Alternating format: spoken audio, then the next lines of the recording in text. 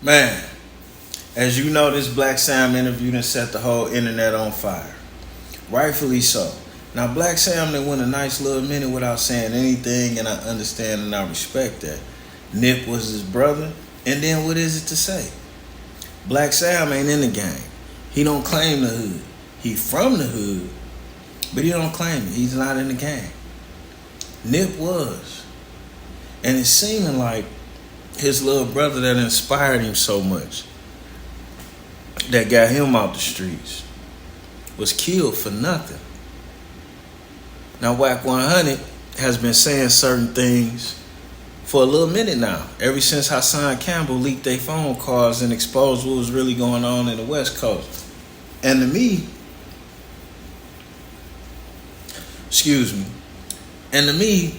based on what I'm seeing and hearing, it appears a whole lot of rappers done died in California for no reason at all. No reason at all. Somebody too lazy to get money want to take it, want to extort you. And they willing to kill you to set up that play. Makes absolutely no sense. There's so much money out here. There's so much money out there. Why y'all extorting people? That whole interview, he put up a picture with DJ Khaled. People were saying that he got the time frame wrong. Of course, he put it up with the bro. That was the whole play. So listen, look, when Nip brought him over there, right? Balls get hot. He said, "This nigga think he bigger than me. He bringing niggas to this magnitude to the set. Nigga, that's supposed to come through me, or I supposed to be there." So what he do? He called Loose Cannon, the squad. This is why I be like, I don't know why they playing with Loose. They know what Loose do. He called Loose, send Loose over there, go shut it down. Right? So when Loose get over there on the shutdown, right? They trying to politic with Loose. So Big U hit Loose, get him on the phone. So when he get Big Loose thinking, Big U gonna get on the phone and give his orders and they gonna clean it up. You know what Big U do? Who that, Khalid? Yeah, it's me, Big U. What's up? Oh man, shit. I don't know what nephew on. Yo, Loose, fall back. You see the play? Loose Cannon looking crazy as a motherfucker. Fall back. Now this where it get even more funny. Now Loose Cannon had been all on the internet talking about some he was Nip's homeboy, they was close, he was riding for him, this, that. If you was that close with Nip and you saw him elevating and then you see this nigga player hating, why would you allow yourself to be used as a tool like that? And then why would you be riding for Big U after he used you like a tool and you don't get no money out of it? And this wasn't your first time getting used by Big U like that, allegedly. Because it's rumored, or maybe it was you that said it, that he had you do the same shit to Gilly. And the same shit to Rick Ross. And I'm just wondering, how all these big time gangster rappers that won't pay the people they really owe is getting extorted by this guy? Makes absolutely no sense. None. Nigga, you just then got me up and got the nigga. What is you talking about? Fall back, right? So now Loose like, hey homie, nigga, he like, nah, Loose, I got it. It's all right. Yo, Khaled, I'ma holler at you. What's your line? So he send Loose over there with the press, get Loose close to the nigga on the jack, and then act like to Khaled, he's stopping Loose Cannon them. Nipsey them ain't no fool. They know who Loose moving for. Loose will come in here and tell you he was a torpedo on it. And after that, he started milking the shit out of Khaled. The same way he got next to T.I. We set up the Wack 100 press with all the bloods, and the Crips show up to our favorite Denny's in Westwood, and you saved the day, and that's your contact. We was lining niggas like that up for years. Yeah, but see, Big U so fucking stupid, right? The nigga, he puts up the picture of Khaled and him and Fat Joe and Rich Player, right? But I think he thinks that picture was before Nipsey died, because I think he was trying to. Yeah, exactly. The picture was after Nipsey died, but I think he was trying to put that picture, trying to show niggas. See, and that's the problem with the internet. Everything is on here. Everything is on here. And Big U, I can't say he did or didn't do this, but he damn sure playing the game like Kamala Harris. All of these things you done did been on the internet, and it was recent. And then you expect us to just forget or act like we didn't see that shit? That's where I'm kind of lost at, but whatever. Like, it was before trying to like discredit Sam's story, but all he did was verify Sam's story with that But let picture. me tell you where he fucked up at. Sam never said his name. Me and Loose Cannon. Right. He been said the name a while back. When Sam mentioned it, niggas with a brain said, oh, hold on. Niggas, the powers that be had a problem with whoop with Khalid over here. Hold up. That's what Wack and Loose been talking about. Sam never said the nigga name. The dumbest thing he could do is respond to Sam's interview. And identify Sam's himself. interview is now letting people know, oh, you who Sam talking about without saying your name. Yeah, that's true because he didn't even say his name. He never said his name one time in the whole interview.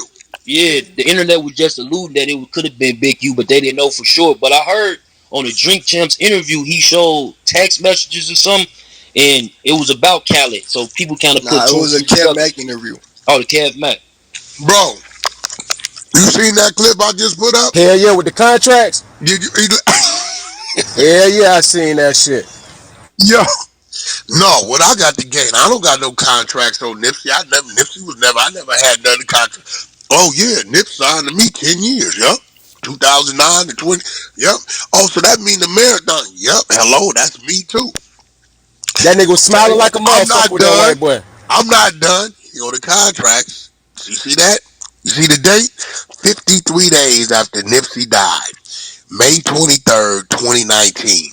You said Wack 100 the contracts and then told me pull up, I got the other ones too.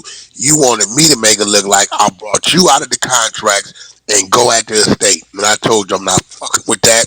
That's his kid's money. The nigga was just here. You was all in his face and you ain't say a word about it. That ain't gangsta. I ain't fucking with it. Hey, what? Now this is what bothered me about Wack 100.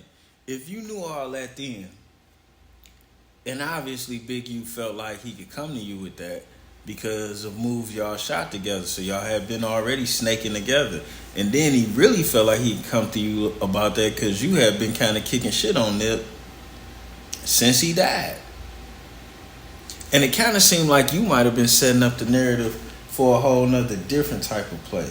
But like when we talking about y'all pressing motherfuckers baby mamas, like I don't even know how this is something to be respected. And I really don't know how you felt that was cool to sit there next to a nigga doing all this shit and thinking he ain't gonna do it to you. What made you think? What do you think made him respond to that? Because people were saying like he's not smart, Chuck. Big U is a name that we amped and pumped because we was on some build the West Coast shit. Rolling 60s is a big gang, right? And when it came to the music industry, we chose him. Key Rock was gone. We could have made it anybody. We chose him. You gonna be the face of that in that section. Everybody had their section. But what problem with him, he felt like he was supposed to be the man. You can't be the man on a plan that already existed. He started losing the homies when he started doing interviews saying, if I would have been in the street, Death Row wouldn't have been moving how they was moving. I don't know. He said that? On Paru. That nigga went up on Breakfast Club and I got the call. They say, Wack, we know what you been doing, but this nigga getting beside himself. I can send you screenshots and text messages, nigga, where you see me on his bumper, nigga.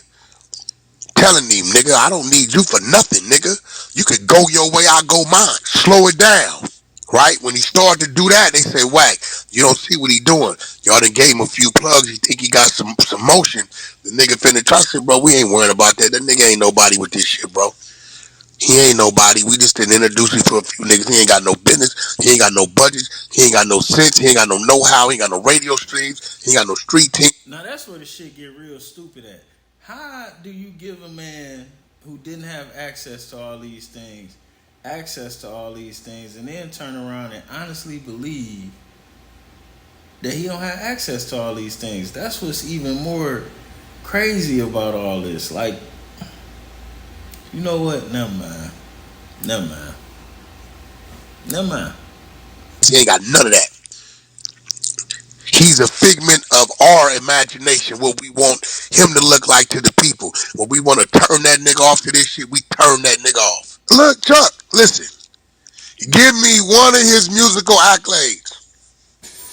Yeah, I Give me can't one. call Give one. me an album drop, a gold, a platinum. Give me one. Yeah, I can't call one. Oh yeah, that's what I was going to say. You think that Black Sam put that in that interview though to like shut Big U up because he been going on a campaign like Let's he just fuck say with Nip. this. I don't talk to Black Sam directly, but I talk to him indirectly. Black Sam put a call in a couple months ago and said the things y'all been doing is motivating me to speak. And this the first time. Damn, that's crazy. Cause I was wondering like Black Sam he held back for a minute and then he mentioned that and he said that was the day before his death.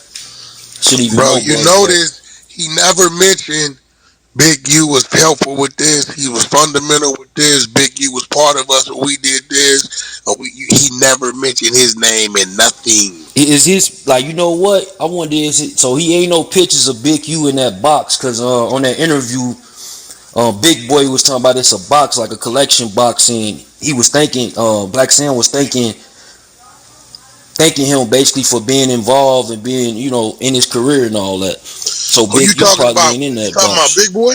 Yeah, Big Boy. Yeah, that Big Boy. He helped all of us. I mean, that's our funk flex. That's the voice of the city when it comes to radio. You know what I'm saying? That's Greg Street in Atlanta. Funk Flex up there. Cosmic Kevin, Billy. He one of those, right? Alright, man, I can't listen to no more of that. Big Boy did do a good thing. He did a real thing, and let's be clear. If any other body in LA or California, period, did that interview, they would have been getting pressed. And Big Boy, he was real respectful because he could have asked a question that would have demanded an answer, and he didn't. So y'all motherfuckers leave Big Boy alone because he ain't go at people how he could have. You know what I'm saying? And on that note, I'm done for the night. I can't listen to no more of this ghetto larceny. I'm tired of black men. I'm tired of niggas killing black men for no reason but jealousy. Tired of a lot of things. That California gangbanging shit ain't looking so good. It ain't looking so good at all. At least in some of these other states, motherfuckers just kill people because they killing people or because they got a problem with them. But a motherfucker killing somebody because they getting money or because they getting bigger or because they trying to do better, like y'all motherfuckers, the real crabs in the barrel is in Cali. That shit break my heart. We out.